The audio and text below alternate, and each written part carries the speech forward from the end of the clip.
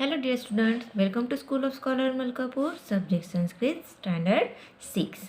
आज हम lesson number 8 अद्भुतम वातायनम इस पाठ पर चर्चा करने वाले हैं। अद्भुत मीन्स मैजिकल, ठीक है। वातायनम मीन्स खिड़की, विंडो, ठीक है। वातायनम मीन्स विंडो। तो ऐसा एक अद्भुत खिड़की थी जो उसके बारे में और क्या कथा है ये इस पाठ में हमें यह पढ़ना है। किसी गांव में एक बालक रहता था और उस बालक की कल्पना के विषय में हमें पढ़ना है कि वो किस तरह से कल्पना करता है, ठीक है। तो देखते हैं आगे। कस्मिंश्चित् ग्रामे एकः बालः वसति स्म। कस्मिंश्चित् किसी एक ग्रामे गांव में एकः बालः एक बालक वसति स्म रहता था। किसी एक गांव में एक बालक रहता था। एकदा सः अत्याधिकः रुग्णः भवति। एक बार वह अत्यधिक यानी बहुत रुग्ण यानी बीमार, सिक, ठीक है, अत्यधिक बीमार हुआ। एक बार वह बहुत बीमार हुआ। सदा एकाकी पर्यंके शयनम करोति। सदा यानी हमेशा ही, सदा ही, एकाकी यानी अकेला, पर्यंके यानी चारपाई पर यानी कॉट, चारपाई पर शयनम करोति सोता रहता था। वह हमेशा अकेले ही चारपाई पर यानी कॉट पर सोता रहता था। तस्य प्रकोष्ठे एकम वातायनम अस्ति। तस्य यानी उसके, प्रकोष्ठे यानी प्रकोष्ठ यानी रूम, जो हमारी रूम होती है, हम कहते हैं जैसे बेडरूम, उसी तरह से प्रकोष्ठे यानी कमरा, ठीक है। उसके कमरे में एकम एक वातायनम यानी वातायनम अस्ति वातायन है। उसके कमरे में एक वातायन है, वातायन यानी खिड़की है। बालः सदा तत् शून्यम वातायनम पश्यति। बालक क्या करता था हमेशा? बालक सदा ही तत् उस शून्य खिड़की को देखता था। शून्य खिड़की यानी अब खिड़की खुली हुई रहती थी, कभी बंद रहती थी और उसमें से कुछ भी नहीं था। शून्य तरह की तरह से हम देखते हैं, नज़र से देखते हैं, उसी तरह से वह सदा शून्य वातायनम पश्यति।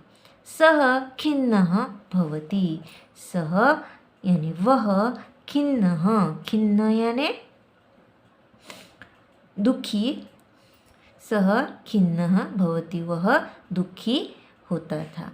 रोगवशात् न कोऽपि बालेन सह वार्तालापं करोति।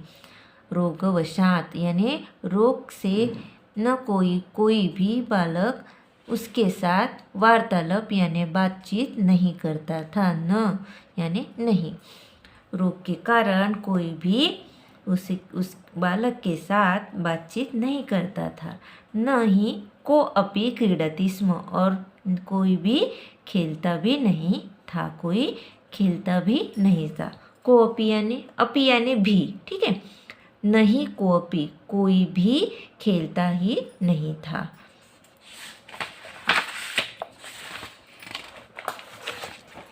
Next page, page number 86।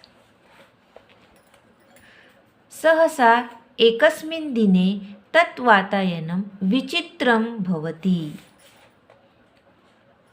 सहसा यानी अचानक,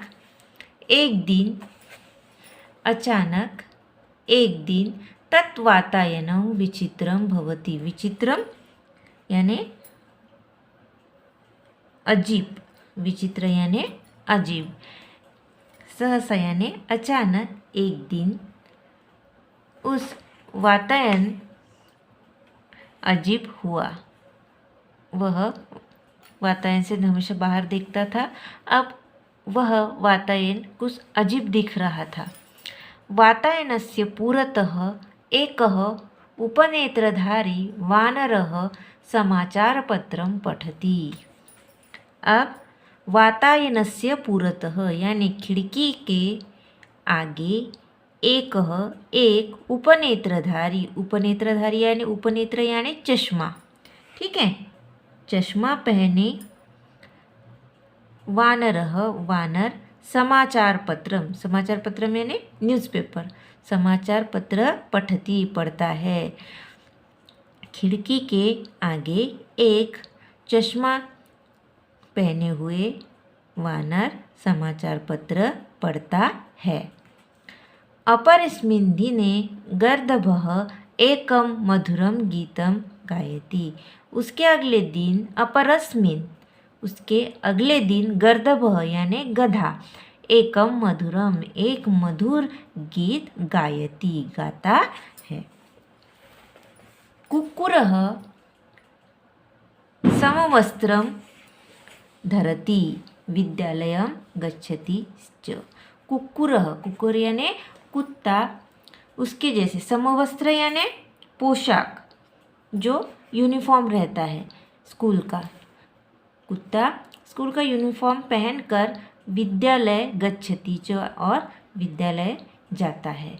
खगः चषकेण चायं पिबति।